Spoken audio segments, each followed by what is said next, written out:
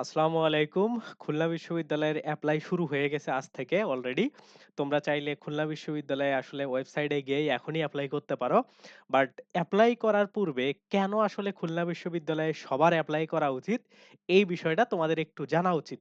তো ১ম অনেক ফ্যাসিলিটিস আছে খুলনা বিশ্ববিদ্যালয়ে, পলিটিক্স মুক্ত, একাডেমিক পড়াশোনা অনেক ভালো। রিসার্চের দিক থেকে খুলনা বিশ্ববিদ্যালয়ে কেউ যদি রিসার্চ করতে চাও অনেক বেশি, তার জন্য অনেক ফ্যাসিলিটিস আছে। এই ধরনের ফ্যাসিলিটি ছাড়াও খুলনা বিশ্ববিদ্যালয়ে সকলের এপ্লাই করা উচিত। জাস্ট একটা কারণে, সেটা হচ্ছে খুলনা বিশ্ববিদ্যালয়ের পরীক্ষাটা অনেক পরে। তোমরা যদি খুলনা বিশ্ববিদ্যালয়ের ডেটটা দেখো পরীক্ষার, এইটা কিন্তু ১৭ এবং ১৮ই এপ্রিলের দিকে গিয়ে পরীক্ষাটা হচ্ছে।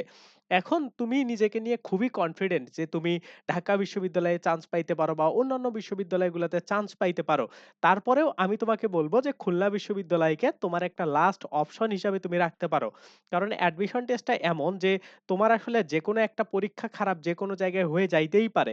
দেখা গেল যে লাস্টে খুলনা বিশ্ববিদ্যালয়ে অনেক ভালো সাবজেক্ট তুমি পাইতে পারো এবং এমনও হইতে পারে যে অন্যান্য বিশ্ববিদ্যালয়গুলাতে তুমি ওয়েটিং এ আছো বা চান্সই পাও নাই। শেষে খুলনা বিশ্ববিদ্যালয়ে এসে আল্টিমেটলি তুমি চান্সটা পাইতে পারো। তো খুলনা বিশ্ববিদ্যালয়ের পরীক্ষাটা যেহেতু একদম অ্যাডমিশন সিজনের শেষ দিকে হচ্ছে, এই একটা কারণে হইলেও লাস্ট অপশন নিজেকে যদি সেকেন্ড টাইমার বা তুমি যদি নিজে সেকেন্ড টাইমার হও, ন্যাশনালে ভর্তি হওয়া লাগবে চান্স না পাইলে, এমন সিচুয়েশন থেকে খুলনা বিশ্ববিদ্যালয়ে তোমার আসলে এপ্লাইটা এই বছর অবশ্যই করে রাখা উচিত। তো দেখো তোমার এখন মনে হইতে পারে যে খুলনা বিশ্ববিদ্যালয়ে আমি পড়বো না বা খুলনা বিশ্ববিদ্যালয়ের ৳১,০০০ ফি আমার হুদায় নষ্ট হয়ে যাবে। তো আল্টিমেটলি যখন তুমি এপ্লাইটা করবা না, তখন কিন্তু তোমার আফসোসটা হয়তোবা অনেক বেশি থেকে যাবে যদি তোমার অন্যান্য জায়গায় খারাপ সাবজেক্ট আসে বা তুমি চান্স না পাও। ঠিক আছে? তো এপ্লাইটা এখন থেকে মানে আজকে থেকে নেক্সট মান্থের ১০ তারিখ পর্যন্ত প্রায় ১ মাস টাইম আছে। এই ১ মাস টাইমের মধ্যে তুমি অবশ্যই এপ্লাইটা করে মানে করে ফেলতে পারো। আর খুলনা বিশ্ববিদ্যালয়ের ভর্তি পরীক্ষাটা ৩ টা বিভাগীয় শহরে হচ্ছে তোমরা সবাই জানো। রাজশাহীতে হচ্ছে যেটাতে তোমরা যারা উত্তরবঙ্গের আছো তারা সবাই পরীক্ষা দিতে পারবা।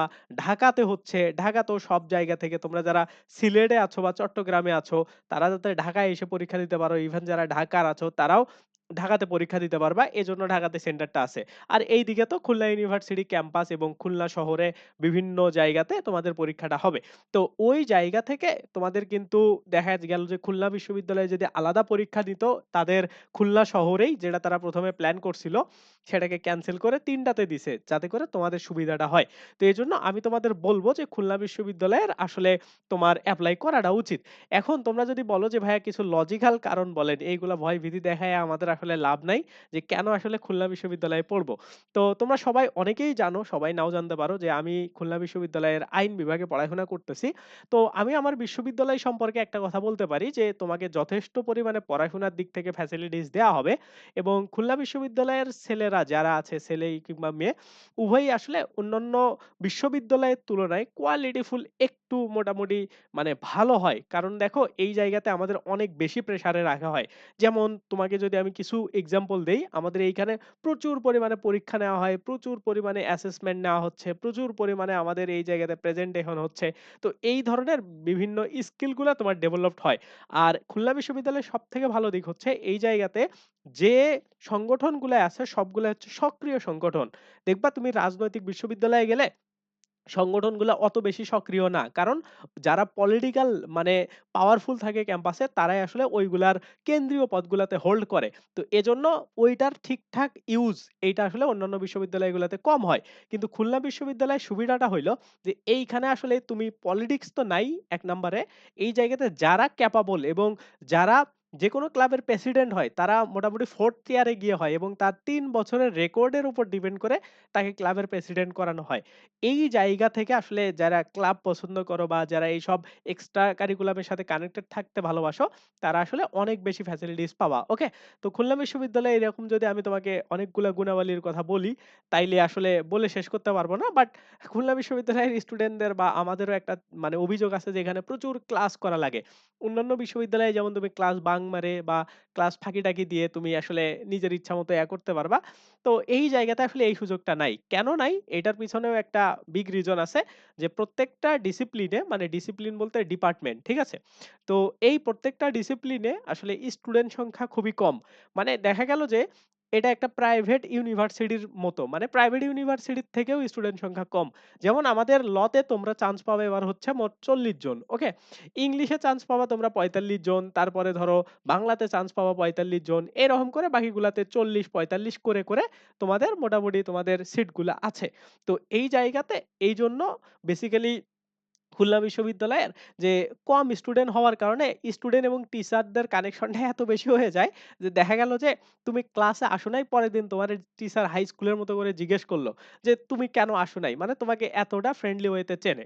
তো অন্যান্য বিশ্ববিদ্যালয়ের সাথে এইটাই হচ্ছে খুলনা বিশ্ববিদ্যালয়ের একটা ডিফারেন্স বলতে পারো, কারণ অন্যান্য জায়গায় দেখা গেল যে টিচারদের পক্ষে মানে চেনা একদমই সম্ভব হয় না, কারণ ওইখানে দেখো গেল একটা ডিপার্টমেন্টে ১৫০ জন ২০০ জন স্টুডেন্ট আছে, তো তারা তো আসলে রেগুলার ক্লাসও ওইভাবে করে না। তো ওই জায়গা থেকে খুলনা বিশ্ববিদ্যালয়ের একটা মানে এই মানে ডিসিপ্লিনের জায়গাগুলা থেকে, ডিসিপ্লিন বলতে তো বোঝাচ্ছে এই জায়গাতে যে আসলে নিয়ম মানার যে বিষয়টা, এটা কিন্তু হিউজ একটা মানে অন্যান্য বিশ্ববিদ্যালয় থেকে এই জায়গা থেকে আগায়। ওকে? তো এরকম তোমাদের আমি অনেক কারণ বলতে পারবো যেগুলাতে তোমরা খুলনা বিশ্ববিদ্যালয়ে তোমাদের অবশ্যই পড়া উচিত। আর এটার কিছু নেগেটিভ ইমপ্যাক্ট আছে। যদিও যারা হ্যাঁ, একটু মানে বেশি চিল পছন্দ করো তাদের আসলে খুলনা বিশ্ববিদ্যালয় পছন্দ হবে না। বাট আল্টিমেট তোমার গোল কিন্তু যে তুমি এইখানে আসতেছো উচ্চ শিক্ষা নেওয়ার জন্য। তো বেশিরভাগ যারা চান্স পায় তাদের আসলে মেন্টালিটি এমন থাকলেও যে আমি গিয়ে ভার্সিটিতে আসলে অনেক মজা-টজা করব। তো এই ধরনের মেন্টালিটি থাকলেও আল্টিমেটলি শেষ পর্যন্ত এসে সে পড়াশোনাতে একটু হইলেও ফোকাসড হয়ে যায়। ঠিক আছে? কারণ তোমাকে এটা হইতেই হবে। অনেকে আছে আবার তাদের ডোন্ট কেয়ার ভাব চলে। তো তাদের হিসাব একদম আলাদা। ওকে? তারা সারা জীবন ডোন্ট কেয়ার ভাব হয়ে তাদের চলতে হয়। তো ওই জায়গাগুলা থেকে খুলনা বিশ্ববিদ্যালয় মোটামুটি অন্যান্য জায়গার থেকে আলাদা। আরেকটা বিষয় আছে যেগুলা ধরো ইনফরমাল বিষয় বা একটা কানেকশনের বিষয়। ক্যাম্পাসটা অনেক ছোট। দেখা গেল যে প্রায় ৫ বছরের স্টুডেন্ট মেলায়া ৫,০০০ স্টুডেন্ট আছে এমন। ঠিক আছে? প্রতি বছরে ১১০০ র মতো করে স্টুডেন্ট ভর্তি হচ্ছে বা এরকম ১,০০০ এর মতো করে স্টুডেন্ট ভর্তি হচ্ছে। তো এই ৫,০০০ স্টুডেন্ট দেখা গেল যে অনেক বড় একটা কানেকশন এবং একটা মানে একটা কি বলি স্ট্রং নেটওয়ার্ক তৈরি হয়। ঠিক আছে? তো ওই জায়গা থেকে একটা ভালো ফ্যাসিলিটিস আছে। অন্যান্য বিশ্ববিদ্যালয়ে যে স্ট্রং মানে নেটওয়ার্কিং সিস্টেম তৈরি হয় না তা না। বাট এইটা খুলনা বিশ্ববিদ্যালয়ে মানে তুমি যদি রেশিও অনুপাত করো, মানে অনুপাত হিসাবে যদি বিবেচনা করো তাইলে খুলনা বিশ্ববিদ্যালয়ে এইটা অনেক বেশি আগায়। কারণ দেখো অন্যান্য বিশ্ববিদ্যালয়ে দেখা গেল যে মানে এক সেশনেই ভর্তি হচ্ছে ৩-৪ হাজার স্টুডেন্ট। যেমন তুমি ঢাবি, রাবি, চবি এগুলাতে গেলে এমন হয়ে যাচ্ছে। তো ওই জায়গা থেকে মানে একজন আরেকজনের সাথে চেনা, ওইভাবে সম্পর্ক ডেভেলপ করা এটা আসলে টাফ হয়ে যায়। ওকে? তো ওই জায়গা থেকে খুলনা বিশ্ববিদ্যালয়ে তুমি মানে ভর্তি হইতে পারো। তো এমন আমি বলতেছি না যে তুমি ঢাবি ছেড়ে এসে খুলনায় ভর্তি হও। যদিও অনেকে হইছে। আমাদের ব্যাচেই ২ থেকে ৩ জন এমন হইছে যে ঢাবিতে অত ভালো সাবজেক্ট পায়নি। আমাদের সাথে এসে লতে ভর্তি হয়ে গেছে। অনেকে আসে এলে যাদের সাবজেক্টের প্রতি অনেক একটা ডেডিকেশন আছে যে আমি এই সাবজেক্ট নিয়েই পড়বো, তারা আসলে এই কাজটা করে। ওকে? তো এইটা আসলে মানে রেয়ার ঘটনা বা এমন কিছু না। এটা প্রতি ব্যাচেই হয়, প্রত্যেক বছরই হয়। ওকে? তো ওই জায়গা থেকে তোমরা আসলে আবার গোলায় ফেলো না যে আমি খুলনা বিশ্ববিদ্যালয়কে সবার থেকে বড় দেখাচ্ছি বা এমন কিন্তু না। অন্যান্য বিশ্ববিদ্যালয়ে ভালো। বাট আমার বিশ্ববিদ্যালয়ে বা আমাদের খুলনা বিশ্ববিদ্যালয়ে তুমি কেন ভর্তি হবা? এইটা তো আমার জায়গা থেকে আমি অবশ্যই তার ভালো দিকগুলা তুলে ধরবো এবং এই জায়গাতে আমি একটাও বানায়া বলতেছি না। কিন্তু এই জায়গাতে একটা অসুবিধা আছে সেটা হইলো তোমরা পড়াশোনার জন্য তোমরা আসলে লাইব্রেরি ফ্যাসিলিটিসটা অত ভালো পাবা না। অন্যান্য বিশ্ববিদ্যালয়ে যেমন লাইব্রেরিতে বসে অনেক সুন্দরভাবে পড়া যায়। বাট এইখানে আমাদের লাইব্রেরিতে অত মানে লাইব্রেরিতে তুমি পড়তে পারবা না। এটা হচ্ছে কথা। কারণ স্পেসটা অনেক ছোট। যেটা আসলে পড়ার মতো না। ঠিক আছে? ইভেন হলের যে মানে রিডিং রুম আছে এইটার ফ্যাসিলিটিসও খারাপ। তো এইরকম কিছু নেগেটিভ ইমপ্যাক্ট আছে যেগুলা আসলে তুমি চাইলেই নিজের মতো করে ঠিকঠাক করে নিতে পারো। বাট বেশিরভাগ দিক থেকে খুলনা বিশ্ববিদ্যালয়ের মানে ভালো একটা দিকে রাখা যায়। আর খুলনা বিশ্ববিদ্যালয় নিয়ে তোমরা অনেক একটা মিথের মতোই শুনে গেছো যে এইখানের পানির লবণ খুলনা এলাকা। তো বিষয়টা এতটাও না, আবার একদমই যে অস্বীকার করা যায় তাও না। ঠিক আছে? যেমন দেখো আমার মাথায় চুল-টুল একটু কমে গেছে। কারণ এইটার পানির ইমপ্যাক্ট অবশ্যই আছে। যারা তোমরা বিশেষ করে উত্তরবঙ্গের মানুষজন আছো তারা পানিটা খুবই ভালো ইউজ করো। তো ওই ফ্রেশ পানি তুমি আসলে পাবা না। এই জায়গাতে এসে পাবা না। তো ওইসব জায়গা থেকে একটু তোমাকে স্যাক্রিফাইস করতেই হবে। ঠিক আছে? তো এইগুলা একটু নেগেটিভ ইমপ্যাক্ট আছে। তাছাড়া মোটামুটি সব দিক থেকেই ভালো আছে। আর আমি খুলনা বিশ্ববিদ্যালয় নিয়ে এইসব নিয়ে অনেক কথাবার্তা বলছি। এই বছরের যে ১ম ভিডিওটা আমি দিছিলাম ওইটাতেই। তো ওইটাতে আমি আরো এক্সট্রা কারিকুলাম এর মধ্যে খেলাধুলা নিয়ে কথা বলছি। খুলনা বিশ্ববিদ্যালয়ে তোমরা সবাই জানো একটা সেন্ট্রালি খেলা হয়। যেমন আমি তোমাকে যদি বলে দিই, তোমরা যারা খুলনার আশেপাশে আছো তারা মানে এসে দেখতে পারবা। আগামী ২৩ তারিখ থেকে, ঠিক আছে? ২৩ জানুয়ারি থেকে আমাদের ভলিবল টুর্নামেন্ট। ২৩ থেকে ১লা জানুয়ারি পর্যন্ত, ১লা ফেব্রুয়ারি পর্যন্ত, ১লা ফেব্রুয়ারি পর্যন্ত, ফেব্রুয়ারি পর্যন্ত ভলিবল টুর্নামেন্ট। আবার এই ভলিবল টুর্নামেন্ট শেষ হওয়ার পরে ৩ ফেব্রুয়ারি থেকে ইন্টার ডিসিপ্লিন ক্রিকেট টুর্নামেন্ট। তো এইখানে প্রত্যেকটাতে কিন্তু ২৮ টা করে টিম থাকবে। ঠিক আছে? ২৮ টা করে টিম থাকবে। ইভেন তোমরা যারা আমাদের লর পেজকে ফলো করো। ল স্পোর্টস ক্লাব কেইউ। ওইটা কিন্তু আমি নিজেই অ্যাডমিন। ল স্পোর্টস ক্লাব কেইউ। ঠিক আছে?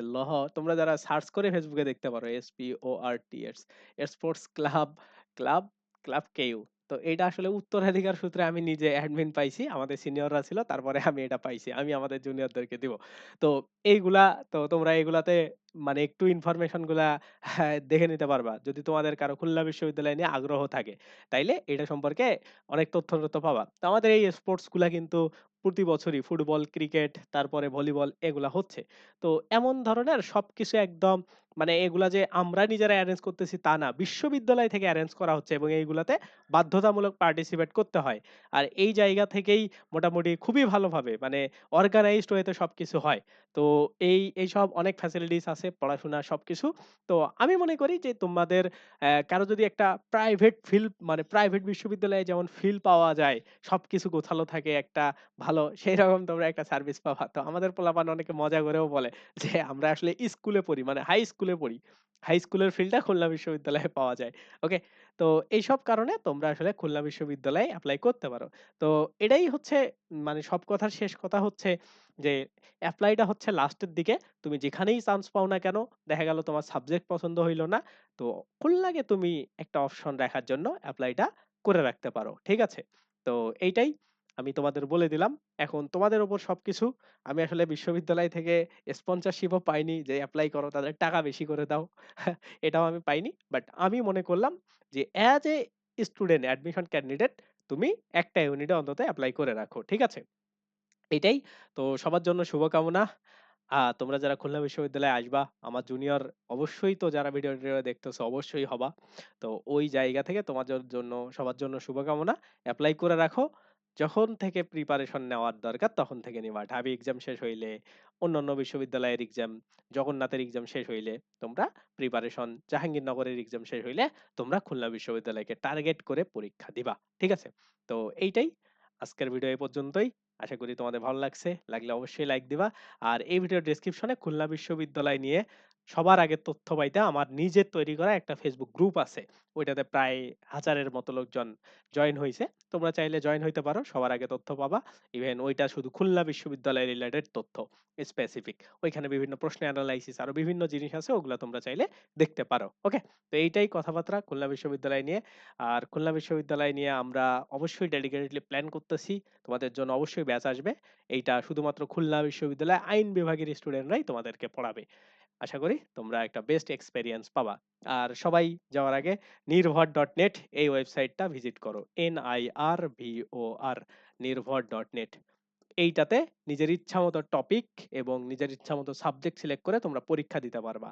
এবং এইটা তোমার যেকোনো বিশ্ববিদ্যালয়ের প্রিপারেশনের জন্য এইটা খুবই ইফেক্টিভ একটা ওয়েবসাইট। এটাও আমাদের তৈরি ওয়েবসাইট। আশা করি তোমরা এটা খুবই তোমাদের ভালো লাগবে। ঠিক আছে? তো সবাই সুস্থ থাকবা, ভালো থাকবা। আল্লাহ হাফেজ। Take care. Bye by.